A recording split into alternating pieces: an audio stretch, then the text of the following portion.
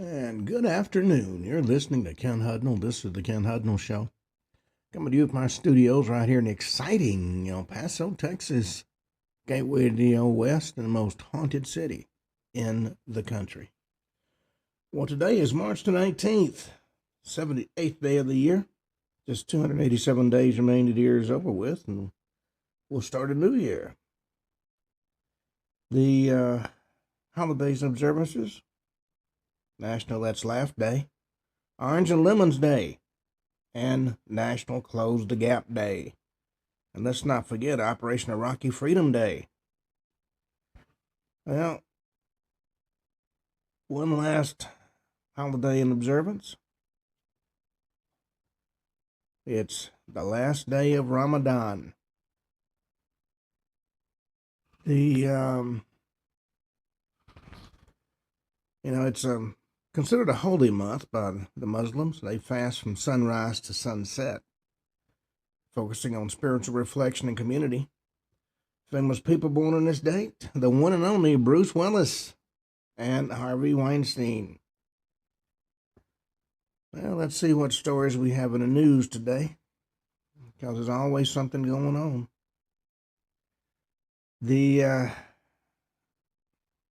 According to sources, Iran's supreme leader,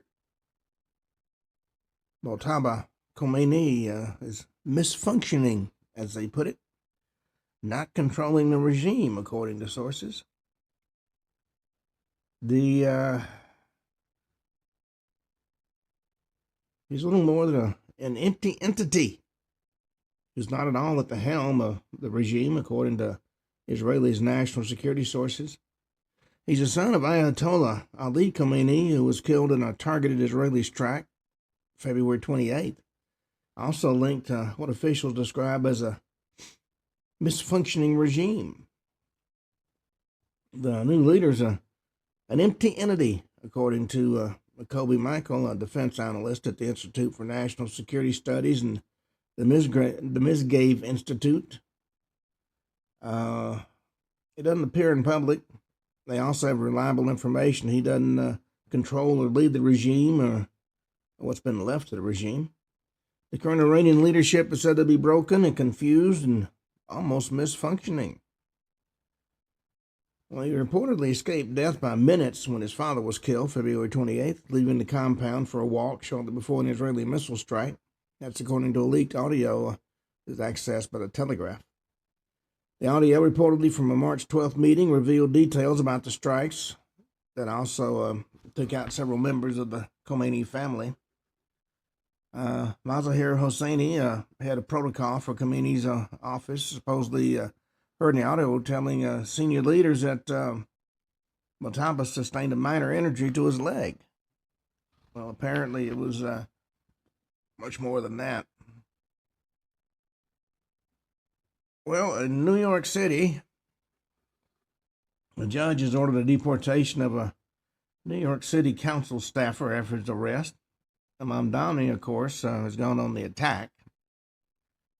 He was arrested by ICE. City leaders pushing back. His immigration judge ordered the deportation of a former New York City council employee, according to federal officials. He turned out to be an undocumented immigrant with a prior assault arrest. City Council Speaker Julie Menin announced that the deportation ruling on Wednesday, condemning it as a miscarriage of justice and wholly deplorable, pledging to fight back by filing an appeal. 2 months ago, Rafael Andres Rubio Bojoquez, 53, was detained during an immigration appointment identified by the Department of Homeland Security as a Venezuelan criminal illegal alien who overstayed his visa. Federal officials said despite having no work authorization, he was employed by the New York City Council as a data analyst for over a year. Well, we'll see how that particular fight plays out.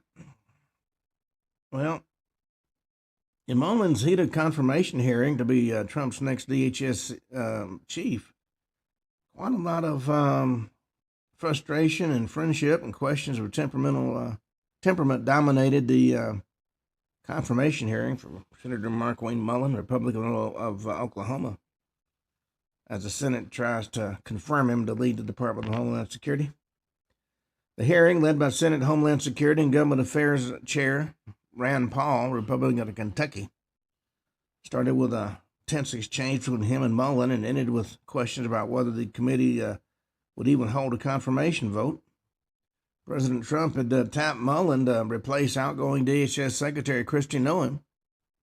Senate has a little time to move through the process, given Trump set a deadline for March 31st to have Mullin installed as the next Homeland Security chief. Rand Paul has dug in his heels, and he's determined it's not going to happen.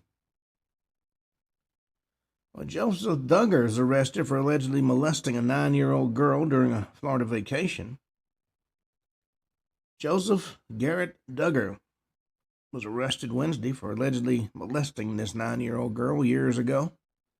The former 19 kids and counting star was arrested and charged with molestation of a victim less than 12 years old and lewd and lascivious behavior conducted by a person 18 years or older, according to the Bay County Sheriff's Office in Florida. The alleged victim, who's now 14, told investigators during a forensic interview that the allegations happened while she was on a vacation at Panama City Beach in Florida with her family in 2020. During the vacation, the former reality star allegedly asked the girl to sit on his lap, and he asked her to sit next to him and covered both of them with a blanket. That's according to the sheriff's office. And the officer said Duggar manipulated the victim's underwear and grazed her genitals. Also continued to rub his hand on her thighs. Duggar later apologized for what he allegedly did to the girl, and it stopped, officials said. Well, the girl's father confronted Duggar about the crimes on Tuesday, according to the sheriff's office, adding that Duggar admitted what he had done to him and to the police. Duggar, who lives in Arkansas, is awaiting extradition back to Florida. Well, former counterterrorism chief Joe Kent, under FBI investigation for alleged leaking classified information. FBI is investigating former National Counterterrorism Center Director Joe Kent over allegations that he leaked classified information. That's according to 3 sources are familiar with the matter. The probe predates Kent's departure from the government, according to sources. FBI declined to give a comment. Fox News Digital reached out to Kent by phone and email for a comment, and he didn't have much to say either. He resigned Tuesday from his role as the nation's top counterterrorism official, citing opposition to the U.S. war against Iran. In a public statement at the time, he said, "We can't in good conscience support the ongoing war." Well, it's like they used to say back in the days of the Old West, when you ride for the brand, you do what the brand wants you to do. Well, a major cruise line canceled planned sailings, upending vacations. Definitely a disappointment to a lot of people. Carnival Cruise Lines has canceled 11 sailings on its Carnival Firenze ship, which were all scheduled for fall 2026. Due to changes in itinerary plans, we've canceled sailings aboard Carnival's Firenze scheduled between October 12, 2026, November 16, 2026. That's according to a statement Carnival shared with the Fox News Digital. Cruise cancellation conducted in a redeployment effort, according to a statement by the company to booked guests. Carnival is planning to redeploy the Firenze ship from Long Beach to Miami early 2027, followed by a permanent move to New York City in the summer of 2027. The vessel will offer voyages to the Caribbean, the Bahamas, and Canada, according to Travel Age West. Well, spring break. Party scenes being caught on camera as police push new tactics to scare spring breakers. Authorities to the Florida Panhandle are taking spring break by storm by sharing what vital body cam video in an effort to crack down on rowdy college students allegedly breaking the law. Bay County Sheriff's Office, which has jurisdiction over hotspot Panama City, has launched a social media campaign looking to deter college students from engaging in unlawful behavior by promoting arrest online.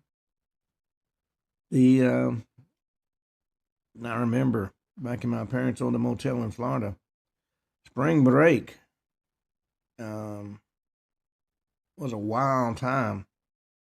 And Panama City was kind of the eye of the storm, so to speak. Well, California Democrats are distancing themselves from famed pro-union activist after a bombshell report. They've released statements attempting to distance themselves from pro-labor union activist Cesar Chavez in the wake of heartbreaking allegations against him. On Wednesday, the New York Times published a bombshell report revealing accusations that Chavez sexually abused several women, including fellow labor activist Dolores Huerta, prior to his death in 1998. In response to the article, several California elected officials have released statements condemning the actions and expressing support for the victims. The thing that I find fascinating, their word is being taken with no proof whatsoever. And we'll see how that plays out. According to Senator Alex Padilla in a statement, these are heartbreaking, horrific accounts of abuse. He said he stands with the survivors, commend them for their bravery in sharing their stories, and condemn the abhorrent actions they described. The survivors deserve to be heard, he said. We'll see how that plays out. Well, it appears that quite often appearances are deceiving. There are stories that come out of the former Price is Right. Bob Barker, who was the host, and everybody in America seemed to look up to him. Well, one of the models exposed the dark truth about Bob Barker era. Holly Hallstrom says her time on The Price is Right came at a steep cost. The former model, who showcased prizes as one of Barker's beauties, is speaking out on a new episode of E's documentary series, The Dirty Rotten Scandals, which is premiering on Wednesday. The episode examines allegations that the beloved game show was marred by a hostile work environment, sexual harassment, and discrimination. The Bob Barker, who hosted the show for 35 years, actually died in 2023 at the age of 99. Hallstrom appeared on the show from 1977 until she was fired in 1995. Decision, she said, it was blamed on weight gain caused by medication. But she alleges she was actually dismissed for declining to publicly support Barker when fellow model Diane Parkinson filed a sexual harassment lawsuit against him in 1994. I remember growing up watching him on the various shows he hosted, Truth or Consequences, and of course, The Price is Right. When he was on TV, my grandmother was glued to the screen. Well, Las Vegas poker rooms are folding as casino tourism plummets to record lows. Tourism has been taking a hit in Sin City. And now comes news of another poker room closure on the Las Vegas Strip. Resorts World representative confirmed to Fox News that its poker room will be discontinued on March 30th. We'll be introducing new gaming opportunities to replace the poker room, according to representatives. They didn't elaborate now on what the new game offerings might be. It currently features No Limit Texas Hold'em, Pot Limit Omaha, and a lot of mixed games. That closure leaves just 8 poker rooms open on the Las Vegas Strip, according to the blog Vital Vegas. Yes, we used to have a timeshare there, and poker rooms was a major game in town. Well, University of Alabama student Jimmy Gracie has gone missing in Spain after visiting friends studying abroad. disappeared in Barcelona after visiting friends. He's a 20-year-old University of Alabama student from the Chicago area, missing from a spring break trip to visit friends studying abroad in Barcelona, according to his family. He's a resident of Elmhurst, Illinois. James Jimmy Gracie, last seen about 3 a.m. after visiting the waterfront Shoko restaurant and nightclub March 17th, according to his mother, Teresa Gracie. He was with friends, and they got separated at the end of the night. They're all out looking for him now. He's also believed to have been talking to a brown-haired American female about the time he was last seen. Police have recovered his phone during the arrest of another individual, according to Doreen Heron, a family spokesperson. Law enforcement source in Barcelona declined to discuss the suspect arrested in possession of Gracie's phone, but did confirm to Fox News that the investigators are now looking through the phone's recent location history in an attempt to try to locate Gracie. Said investigators are looking into people he interacted with, going back and forth with witnesses, looking into cameras from the area where Gracie was the night he disappeared. Well, hopefully they'll find him. Spring break has always been a wild time, no matter where you're at. Well, Team USA star Kelly Humphreys rips Newsom for response to an alleged California fraud and raises Olympic concerns. Olympic bobsled legend Kelly Humphreys is a tax-paying Californian, not happy about the response by Governor Newsom to recent allegations of fraud in the state, especially with the 2028 Los Angeles Olympics on the horizon. Newsom came under fire Tuesday night for his press office posted a response to independent journalist Nick Shirley's investigation of alleged fraud in California. That post included an AI image depicting Shirley covered in cameras with a speech bubble that said, "Hey, can I see your kids?"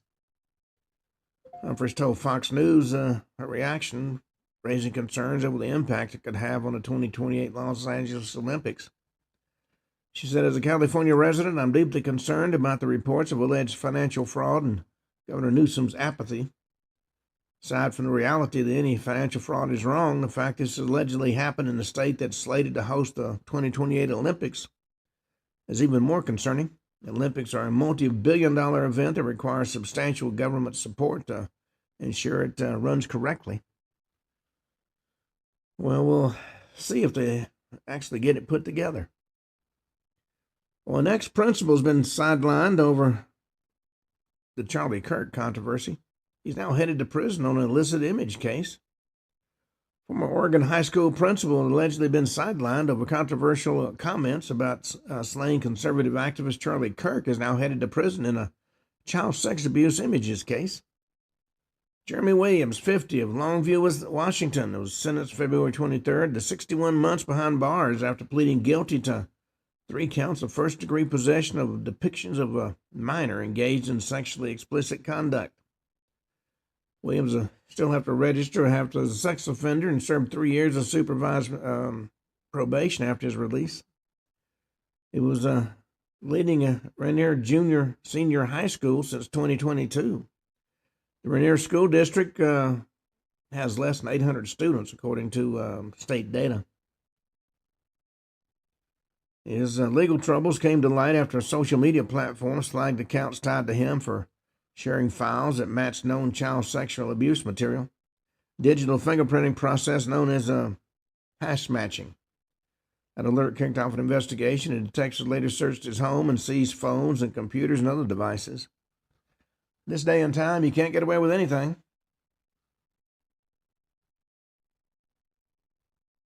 Well,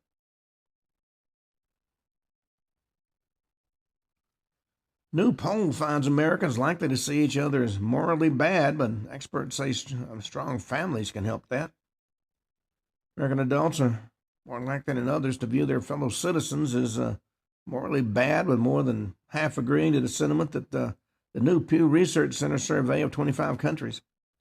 That survey that was released early this month was the first to feature this question, meaning Pew didn't have data to publish showing whether this was a long-held belief or a recent trend. According to J.P. DeGantz, the founder and president of Communio, we're seeing really an increase in lack of social trust. And that more frequently, Americans are living in communities where there's a high level of Americans who say they don't trust those around them.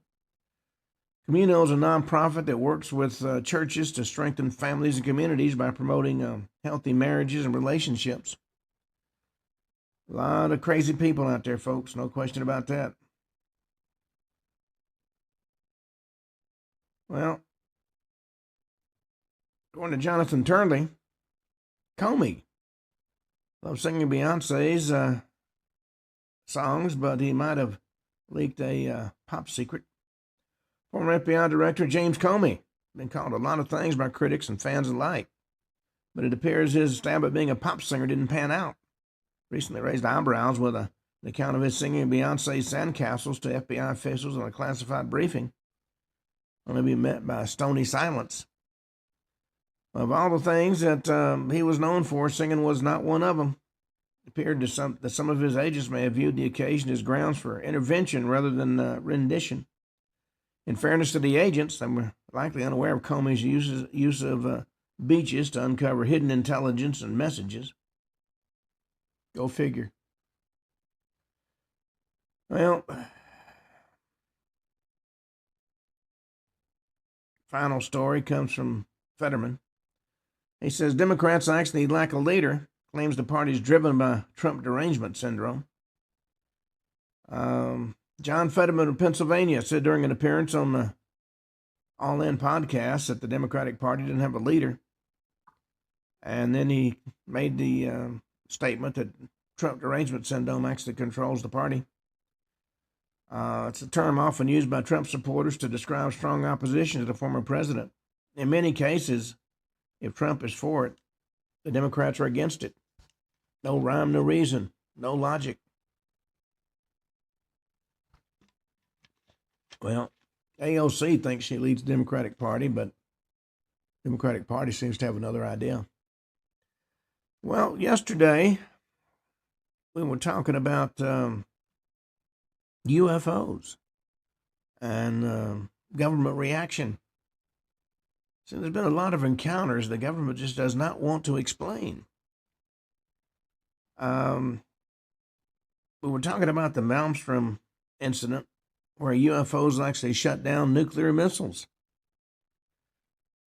Now, the official explanation for that incident attributed the missile shutdowns to a system malfunction, claiming there was no connection between the UFO sightings and the operational status of the missiles. But skepticism persisted among some military personnel and UFO researchers. They questioned the plausibility of this explanation given the simultaneous nature of the events. Critics argue that the near simultaneous occurrence of UFO sightings and missile shutdowns suggests a potential causal relationship that warrants further investigation. This lack of conventional explanations for the observed objects' behavior and the silent nature of their flight raise questions about their origin and their purpose. Over the years, the Malmstrom incident's been revisited through various investigations and first-hand testimonies, both official and unofficial. These efforts aim to shed light on the true nature of the events and assess their implications for nuclear security. I might also point out that I've heard stories there was more than one location where UFO close encounters led to the shutdown of missiles. Now, according to Project Blue Book files, it didn't provide a definitive explanation for the incident, but records indicated the missile shutdowns were deemed unrelated to the UFO sightings based on available data. But of course, what would you expect him to say? Researchers and former military personnel conducted independent investigations, often advocating for more thorough examination of the potential link between the UFO phenomena and nuclear facility vulnerabilities. The incidents gained renewed attention through documentaries and interviews and publications, reigniting debates about the relationship between unidentified aerial phenomena and national security infrastructure. The Malmstrom incident underscores the potential risks that unidentified aerial phenomena could pose to critical national security assets, such as nuclear missile silos, highlights the necessity for robust security protocols and comprehensive research into the nature of the phenomena. Though the incident prompted reviews of nuclear facility security, emphasizing the need for advanced detection systems and contingency protocols to safeguard against potential aerial threats. The complexity of the incident advocates for interdisciplinary research approaches, integrating military intelligence and scientific inquiry and technological advances to better understand and mitigate risk associated with unidentified aerial phenomena. The prevalence of UFO sightings during the Cold War had broader socio-political implications, particularly concerning public trust in governmental institutions and the management of information related to unidentified aerial phenomena. What upset a lot of people is the linkage between the shutdown of the missiles and the UFO appearance was never explained. Incidents like the Malmstrom shutdown, coupled with perceived inconsistencies in official explanations, contributed to an erosion of public trust and governmental transparency. Belief that the government was withholding information about UFOs fostered a climate of skepticism and mistrust among the populace. The government's handling of the UFO investigation intersected with broader concerns about civil liberties and public policy. And efforts to control information dissemination and manage public perception did raise a lot of questions about the balance between national security and the public's right to know. Excuse me. Striking a balance between preventing public panic and maintaining transparency about potential national security threats posed a real challenge for policymakers. The secretive nature of UFO investigations sometimes clashed with civil liberties as individuals sought greater access to information and accountability from governmental institutions. Now, the Cold War era's UFO encounters have left a lasting legacy on how government and societies perceive and respond to unidentified aerial phenomena. The interplay between national security concerns and technological advancements and public perception continues to influence contemporary UFO research and policy. If it happened once, it can happen again. And that's the thing that has never been addressed. The association of UFOs with Cold War tensions has perpetuated public fascination and suspicion, sustaining interest in UFO phenomena beyond the Cold War's conclusion. Lessons learned from the Cold War era UFO investigations informed current approaches to studying and managing unidentified aerial phenomena, emphasizing the importance of systematic data collection and interagency collaboration and balanced information dissemination. Now, the Cold War significantly shaped the trajectory of UFO research and public perception of unidentified aerial phenomena.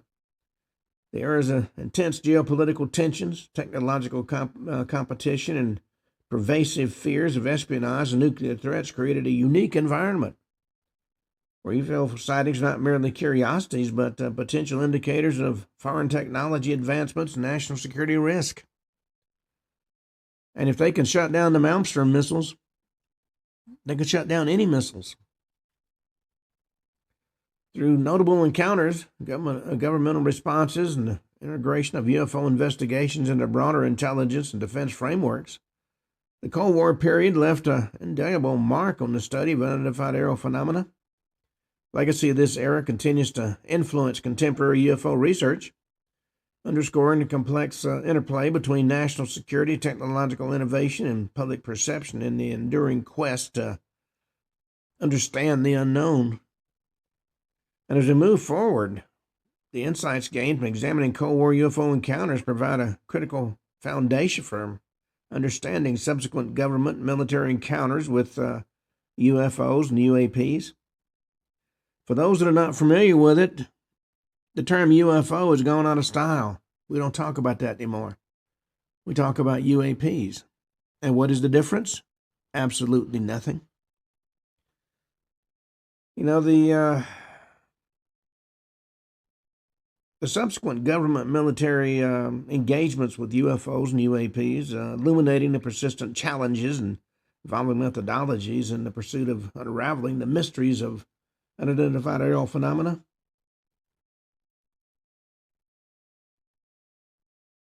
Now, the year 1967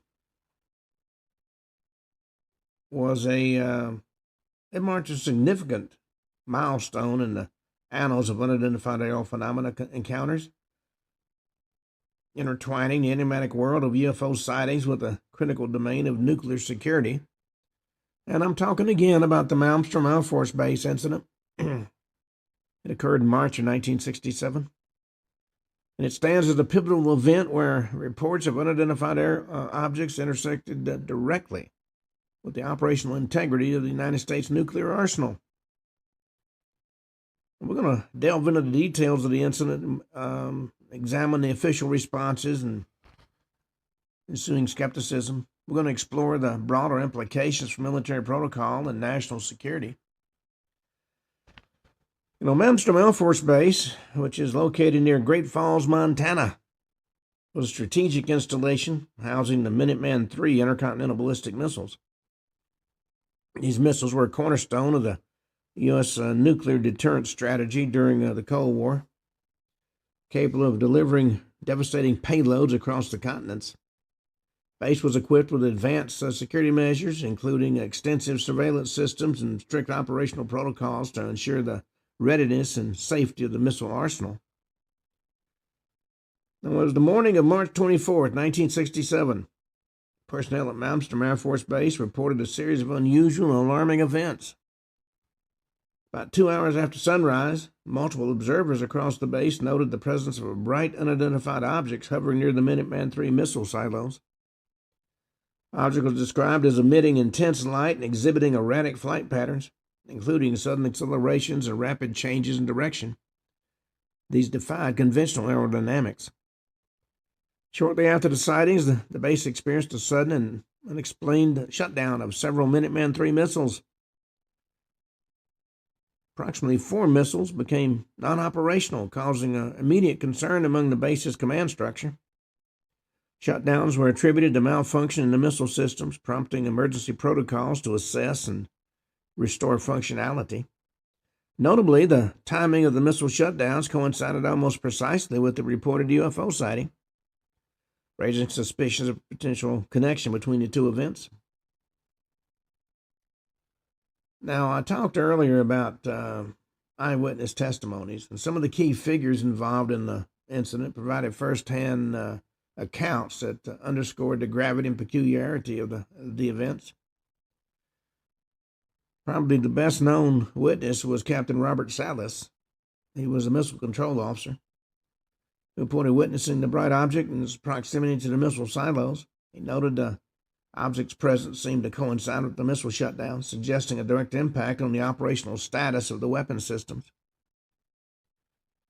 Of course, engineers and technicians working on the missile systems encountered unexpected malfunctions, leading to the temporary disablement of the affected missiles. Now, in the immediate aftermath of the incident, the Air Force attributed the missile shutdowns to technical malfunctions within the Minuteman III systems. Nobody wanted to mention the UFO involvement. Official statements emphasized that there was no evidence linking the shutdowns to external factors, including UFOs or other identified objects. Military maintained the missile systems had experienced hardware failures, which had been promptly addressed by the maintenance teams. Project Blue Book, the Air Force's official UFO investigation program at the time, it ran from 1952 to 1969, reviewed the Malmstrom incident as part of its ongoing efforts to categorize and explain UFO sightings. And according to Project Blue Book records, the incident was deemed a case of equipment malfunction unrelated to the unidentified object. Now, face it, folks, there was absolutely no way the U.S. Air Force is going to admit that UFOs could shut down missiles. They just were not going to admit that. The project's findings reinforced the official stance. The UFOs did not pose a direct threat to national security. Despite the official explanations, skepticism regarding the government's handling of the Malmstrom Minuteman incident began to take root both within and outside the military community. Some military personnel expressed doubts about the official explanation, suggesting the simultaneous UFO sightings and missile shutdowns indicated a more complex interaction. These dissenting voices often felt constrained by bureaucratic protocols that prioritize secrecy over transparent investigation. UFO researchers and enthusiasts proposed that the unidentified object had the capability to interfere with the nuclear missile systems, implying either extraterrestrial intervention or the presence of advanced clandestine technology. Now, the broader public, already influenced by events like the Roswell incident and Project Blue Book's controversial findings, remain suspicious of the official explanations, fostering a climate of distrust toward governmental statements. The independent investigations and former military personnel sought to uncover more about the Malmstrom incident, often challenging the official encounters. Bill Moore, who I had the opportunity to know, a prominent UFO researcher, asserted that the Malmstrom incident was indicative of extraterrestrial interference. He argued that the capabilities demonstrated by the unidentified object surpassed known human technology at the time. And there was a lot of whistleblower testimony that came to light during this time period. Some individuals claimed to have insider knowledge from Malmstrom's Air Force Base, and they alleged that the government was aware of the true nature of the incident, but chose to downplay the significance to avoid public panic. Well, the Malmstrom incident underscored potential vulnerabilities within the United States' nuclear arsenal, highlighting the possibility that unidentified objects could disrupt the operational readiness of the critical weapons system. This realization prompted a reevaluation of security measures and the development of enhanced protocols to safeguard against such threats. One of the things that was done was the introduction of multiple layers of verification and control to prevent unauthorized or accidental missile shutdowns. In other words, they had a redundancy system put in place. Deployment of more sophisticated radar and sensor technologies to better detect and identify aerial objects approaching the nuclear facilities was installed. Establishment of rapid response teams to assess and address any malfunctions or security breaches in real time. If something went down, they wanted it fixed almost immediately. To recognize the potential link between UFO sightings and national security threats, the military began integrating UAP observations into broader security assessments. This integration aimed to systematically evaluate the implications of unidentified objects on defense infrastructure and operational readiness. Facilitating among the strategies that they adopted, facilitating information flow between Project Blue Book, intelligence agencies, and the military units to create a comprehensive understanding of UAP activities. They also encourage collaboration between engineers and scientists and intelligence analysts to interpret UAP data and assess technological implications. They also maintain vigilant surveillance of critical military installations to detect and respond to any future UAP encounters that could impact national security. Well, the Malmstrom incident influenced long-term changes in military protocols, emphasizing the need for preparedness against unconventional threats. And these changes extended far beyond technological enhancements to encompass training and strategic planning and policy development. Among the key areas of focus was training programs, developing specialized training for military personnel to recognize and respond to UAP sightings, ensuring a standardized and effective approach to unidentified aerial threats. There was also strategic planning that incorporated UAP considerations into broader defense strategies, acknowledging the possibility of advanced or unknown technologies posing potential threats. And of course, they formulated policies that balanced the need for secrecy in military operations with the imperative for transparent and accountable UAP investigations. Well, one of the most prominent theories surrounding the Malmstrom incident proposes that the unidentified object was of extraterrestrial origin, possessing the capability to manipulate nuclear missile systems. Now, proponents of this hypothesis characterized the characteristics and technological sophistication beyond human capabilities in the era, suggested an advanced intelligence capable of such interventions. And among the supporting arguments was the object's ability to hover silently and execute abrupt maneuvers without visible propulsion, which indicated a technology that defies known aerodynamic principles.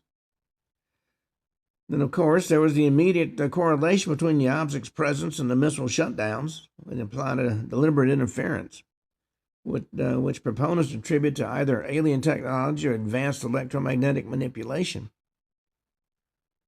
Now, opposing that were the arguments there was no concrete physical evidence, such as debris or recovered technology, that supported the extraterrestrial hypothesis in the Malmstrom incident. Of course, there were also alternative explanations offered. Technical malfunctions, human error, undisclosed military experiments offer plausible explanations for the observed phenomena without invoking extraterrestrial intervention. Now, the plausible explanation is that the unidentified object was an experimental or classified military aircraft developed as part of a top-secret defense project. During the Cold War, the U.S. military invested heavily in advanced aviation technology, leading to the creation of prototypes that, with unconventional designs and capabilities. Supporting that proposal. Now, the Cold War era was marked by rapid advancements in aircraft technology, including stealth and high-speed reconnaissance planes that were not publicly disclosed. The presence of experimental aircraft could account for sightings of objects with unusual flight patterns and advanced maneuverability. Now, opposing those arguments were what you might call counter-arguments, such as if the object was a classified military aircraft, it's unlikely its presence would coincide so directly with missile shutdowns without broader implications or awareness within the military hierarchy. Some aspects of the object's behavior, such as silent hovering, may still surpass known capabilities of experimental aircraft at the time. A more conservative explanation attributes this incident to natural or atmospheric phenomena that were misinterpreted by observers under stress or in an environment of heightened alertness. The stress and anxiety associated with nuclear missile operations could lead to perceptual distortions or misidentifications or interpretations of ordinary objects. Unusual weather patterns, atmospheric anomalies, optical illusions, all of these could account for sightings of unidentified objects. The simultaneous missile shutdowns suggest a potential external factor, though, far beyond the natural phenomena influencing the operational status of the missiles. They could shut down the missiles at Malmstrom. They could shut down missiles anywhere. The described flight patterns and lack of propulsion challenge explanations rooted solely in natural atmospheric events. Now, while Project Blue Book officially concluded its operations in 1969, the Malmstrom incident continued to attract attention from both within and outside the Air Force. Subsequent reviews of the incident within Project Blue Book archives reaffirmed the initial conclusion of equipment malfunction, but debates persisted regarding the adequacy of this explanation. In recent years, the Malmstrom incident has been revisited in light of renewed governmental transparency initiatives and declassification of previously restricted documents related to UFO sightings. Released documents provide more detailed accounts of the incident, including eyewitness testimony and technical assessments of the missile shutdowns. Increased public demand for transparency has led to calls for comprehensive reviews of historical UFO incidents, including Malmstrom, to address lingering questions and skepticism. Scholars in fields such as military history and psychology and aerospace engineering have conducted studies to analyze the incident from various perspectives, seeking to reconcile official explanations with eyewitness accounts. Well, the Malmstrom incident serves as a case study in modern UAP research. highlighting the complexities of investigating events that intersect with national security and technological innovation.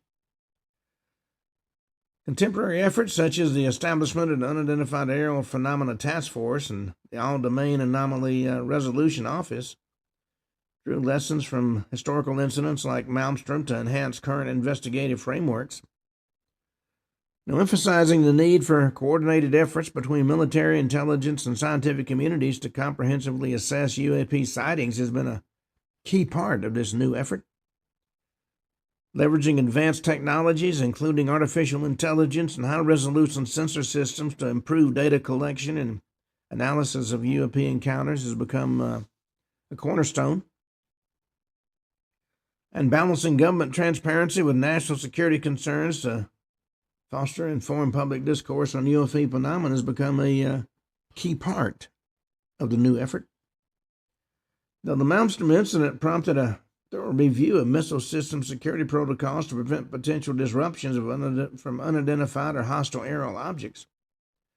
And among those key features was a redundancy in control systems. They implemented multiple layers of verification to ensure missile operations are not susceptible to single points of failure or external interference. They developed more sophisticated diagnostic tools to rapidly identify and address system malfunctions, minimizing the risk of prolonged missile inoperability. And they strengthened the physical security measures around missile silos to deter and detect any unauthorized attempts at interference. Now, recognizing the potential strategic implications of UAP sightings, military planners began integrating UAP considerations in their broader defense strategies. This integration aimed to ensure that unidentified aerial phenomena was systematically assessed for their potential impact on national security. And it,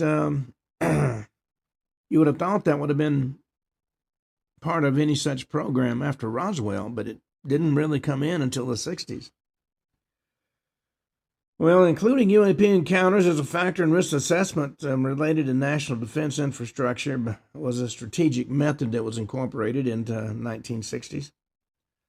They developed response protocols, established clear protocols for establishing responding to UAP sightings near critical military installations in order to ensure a swift and coordinated reaction.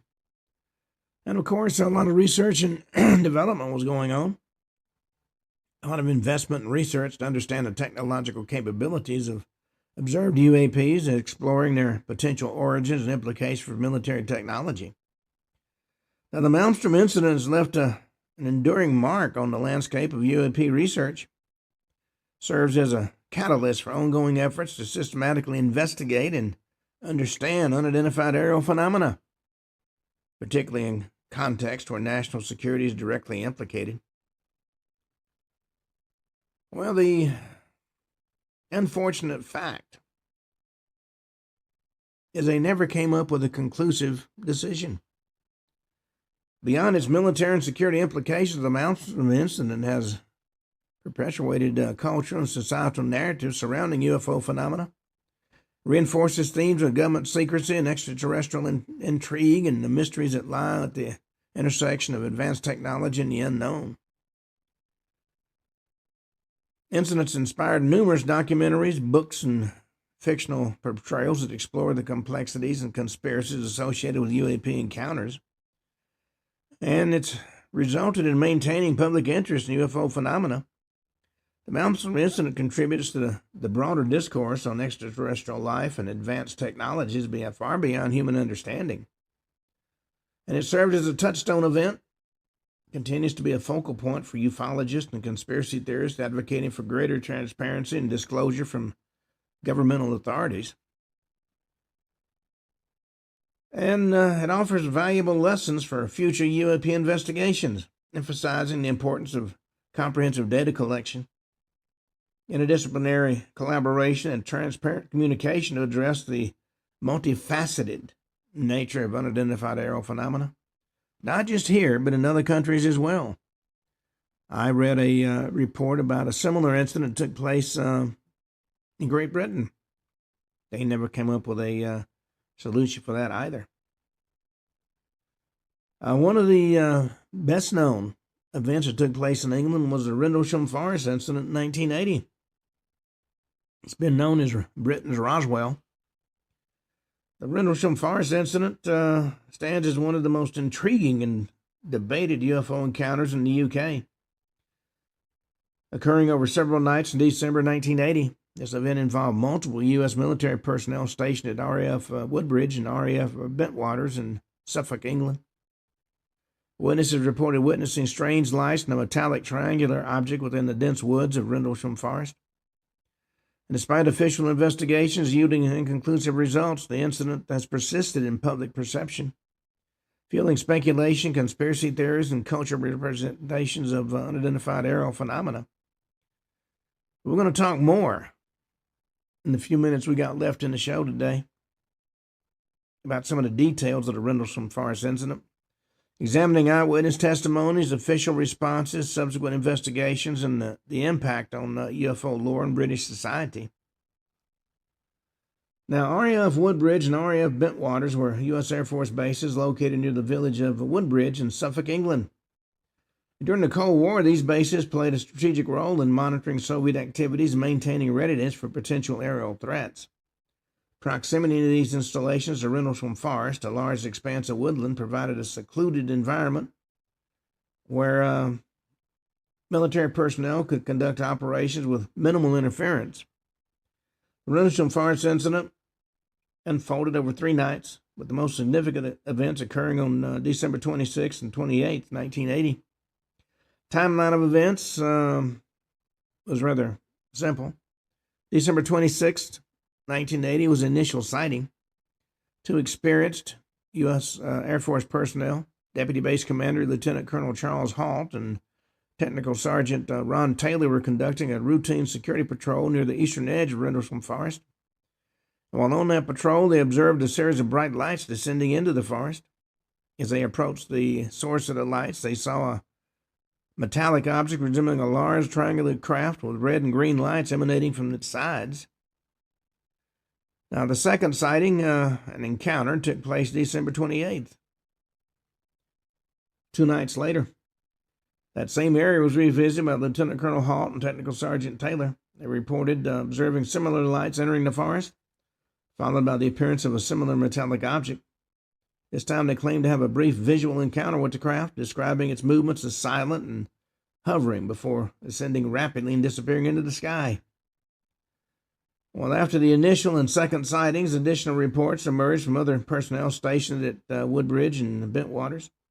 Several military staffers and support personnel reported seeing unexplained lights and objects within the forest. These accounts varied in detail, but commonly described luminous phenomena and metallic structures exhibiting unconventional flight patterns. Rendlesham Forest incidents characterized by multiple eyewitness accounts, and from credible military personnel, lending a degree of legitimacy to the reported phenomena. Now, Lieutenant Colonel Halt submitted a report. He was a deputy base commander. He played a pivotal role in documenting the incident. After the December 28th sighting, he conducted a detailed on-site investigation accompanied by Taylor and another witness, Technical Sergeant Peniston.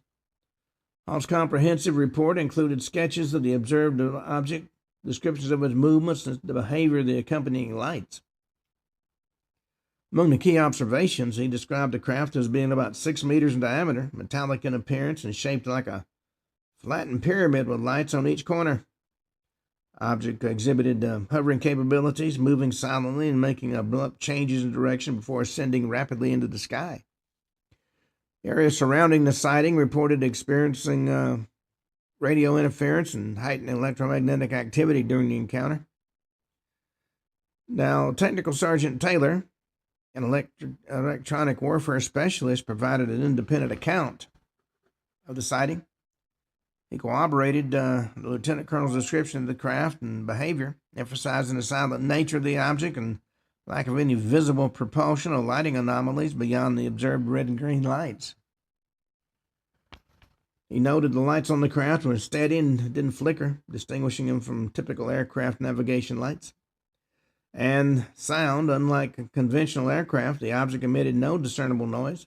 contributing to the perception of its advanced technology. And then Technical Sergeant Pennington also submitted a report. He actually came into physical contact with the craft. According to Pennington, while attempting to secure the object, he felt a force pull him forward toward it.